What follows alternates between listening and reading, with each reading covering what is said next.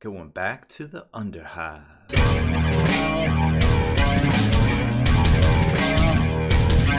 Spikey bits. Welcome back, Hobby Maniacs. I'm Rob Bear from SpikeyBits.com, and we're taking a look at the new Necromunda Hive War starter set today.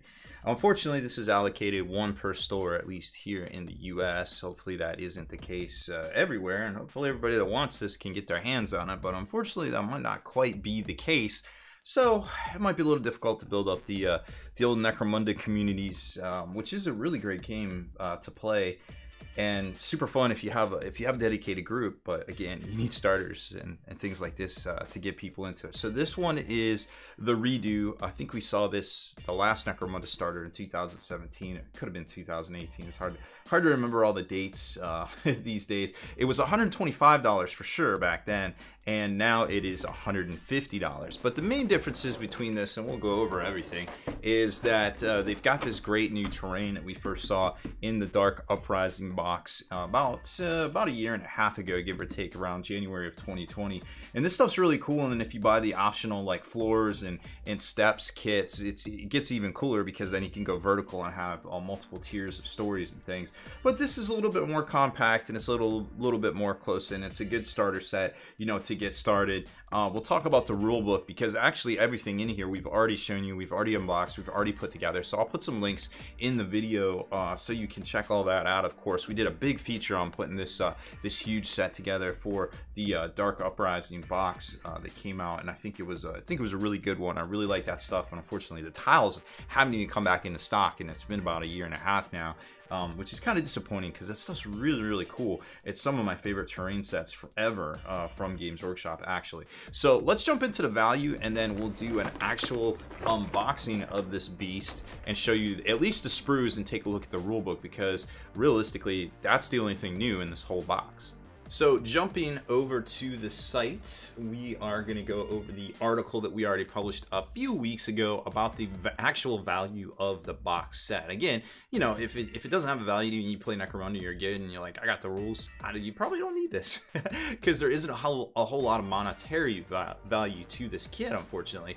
But if you know your group maybe wants to check it out, you know, people are starting to play it a lot more these days, then it might be for you. So we break down the preview from, which one was this? Faith and Damnation. I couldn't even tell you what month that was at this point. And you can kind of see everything that you get in this box set. Now, this was the older one from, it was 2017. So it has been about 4 years. I think this one came out in the fall though, so maybe not quite a full 4 years there. And you can see everything you get. And all the tokens and everything are very similar. But again, there wasn't a lot of value at that time either, you know, to buy it, except for the fact that it was a starter. So what comes in this box? We get the two gangs, which are $42 each now. They use in 2017, they're $35 each. You get 11 Zone Mortalis columns and walls, and these barricades and objectives right here, as well as, you know, the book, the tokens, all the stuff that's standard. It's a value add. You should get it in here anyways. It doesn't have value in my opinion. So here's the breakdown of the values right here. So you got $42 like we talked about. The Zone Mortalis columns and walls, which is based on this Zone Mortalis columns and wall set minus the removable doors. So it doesn't come exactly as that kit does. It doesn't have the sprue for the blast doors that can slot into this thing. So kind of sucks, but kind of, again, not needed for a starter set. So I get that. And then accessories, rules, dice, tokens, like I said, that's part of the allure to pick this up. This rule book was supposed to be semi-updated. Now, I couldn't tell you if it is, because I'm not that into the game, unfortunately, but I'll show you some stuff. It does have rules profiles for some of the different gangs in here, which, you know, may have updated some things, but I don't know if it's worth buying this whole starter set for it. The rule book itself, valued at $30, because that's kind of what it goes for on GW site. But again, we're not seeing a separate offering, so if you do want this quote-unquote updated rulebook, again, I'm not exactly sure on the validity of that statement, even though that is what GW said, you know, you could pick this up. So barricades and objectives appears to be one half of the terrain set of the same name. So I think there was 2 identical sprues in there, and you get one of the sprues for this one right here. So total value, $191. You've spent $150. Like I said, there's a whole Well, there isn't a large return on value for this, unfortunately. But again, the return is that it's a starter. You can pick it up and you can get into the game, or your group can get into the game right there. So, or the game. So let's take a closer look at the starter itself, and then more specifically the rule book. So just like most Games Workshop boxes, it's going to come with a bunch of sprues, or starter boxes, or bundle boxes, whatever you want to call them. It's going to come with a bunch of sprues on top. So here's your one barricade sprue, which is identical, and you get 2 of these in that barricade set. Here are the walls and columns set. Like I said, there's a sprue missing that has the blast doors and the pieces that they actually slot into. So I think it's a 4 sprue kit, and that is, of course, what's missing out of this. And then you're going to get the Delac and the, not glass, the Delac and the Escher gangs right here, which again, we've unboxed and put together. So I'll put some links in there so you can check those out. Oh, wait a minute. Oh, no, that's the other one. I was going to say, those are the doors. Those are not the doors. Those are the columns. Columns and walls. So those are the walls. Those are the walls out of the column set. And then you get these really cool orange templates that originally we saw these. I think, oh, that's the same one. Look. Games Workshop 1998. These came in the 3rd edition Warhammer 40k starter in this orange color right here. So a little blast from the 40k past right there. They came out for that one run of box sets, and we could never get them again. They made them in green for multiple sets after that, and then clear. And then there was the embossed ones with blue, little sparkly, kind of glowy, semi-glowy things in the middle, and then no more templates. Welcome to 40k 9th edition, or 8th edition too. So I like these little posters that they put in here so the sprues don't kind of poke through and damage up all the material, and then it gives you an opportunity to kind of, well, it gives them an opportunity to market, and you to kind of see all the other stuff that might be available. Sometimes there's artwork on the back, sometimes there's just a logo and such.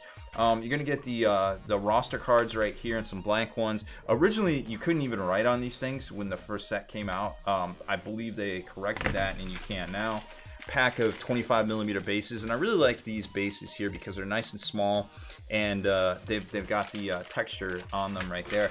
All the Necromunda dice that you might need. Now you can always pick up some dice packs, but they're going for a lot on the secondary market. So if you want a specific fashion, you might have to pay out the nose for it, unfortunately, at this point. Tokens right here, I'm going to be very careful with those. And it comes with this paper mat. Now they say a mat in the description. It's not card, it's literally a piece of paper, and it folds out, which isn't the greatest, but it's definitely better than nothing considering you can't even find these tiles right now, which is kind of perplexing because those are really a big part of making this stuff look dope. Now let's jump in. Oh, and there's a quick reference guide too, which is super helpful. I love these things. Anytime there's a quick reference guide, I'm definitely for it because it helps out. You know, with new players and old players alike, you know, just getting a refresher. And unfortunately, like I said, I don't know exactly what content is new in here, although it is copyrighted 2021, so you think they would have updated through the FAQs and such. So just, you know, pause it and maybe take a look, give it a read, let us know in the comments how much stuff in here is new. There are 2 copies of this, so you could at least, you know, when you're playing, you hand one to your buddy, and one of you kind of controls the rule book, so that's always nice. They did the same thing with Titanicus, which definitely appreciate for sure. And then the Hive War book right here, it's paperback. It's about 105 pages, give or take. The majority of it, the most of it, is fluffish. So they're going to talk about like what is the Underhive and all the different things. Actually, I might be a liar because it seems like it's mostly rules. Well, when I flipped through it earlier, it seemed to be the opposite. So here it is. So the first 20 pages or so are fluff, all back in here. And then it gets into gang fighters and their weaponry, and they talk about just like the characteristics and the basics of things, line of sight. So this might be an updated version, and then the rules themselves going into movement and resolving hits. And then it gets into the actual fluff of the factions, and then it gets into gang lists for all the different houses. So here's Delac, here's House Goliath, and then inside of each of the artworks there's other ones. So there's the Delac, and there's the Escher, so there's House Escher. Now some of this content might be new, it might not be. It's just really up to you guys to kind of take a look at it and let us know if this is worth picking up. Van Saar, and then it gets into battlefield setup and scenarios, which I always thought was pretty cool. I like some of the narrative driven stuff in here. And then I like how they have the map layout on this, so you can you know exactly how to set it up and such. Very, very cool. If you use that, you know, that fold-out terrain, you may want to put it on some foam core or maybe like a harder piece of like MDF or HDF, just so it doesn't get jacked up too much until you could potentially, you know, pick up the three-dimensional stuff. And then, so this was, what is this? Talking about some of the designer notes and things. Beast Lair. Oh, that's part of the scenario. Okay, so that was part of scenario number 4, scenario number 5, and then gets into weapons and war gear. House Delac, Goliath, Orlok, and there was some Goliath and Escher weapon packs that came out this week too, which looked to be 2 character size sprues for $25. War gear, bio boosters.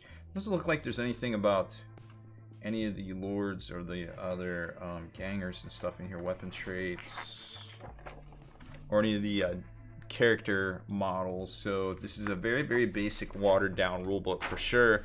Not sure if it's definitely worth picking this whole box up over, but that ultimately is for you to decide with your hobby dollars, of course.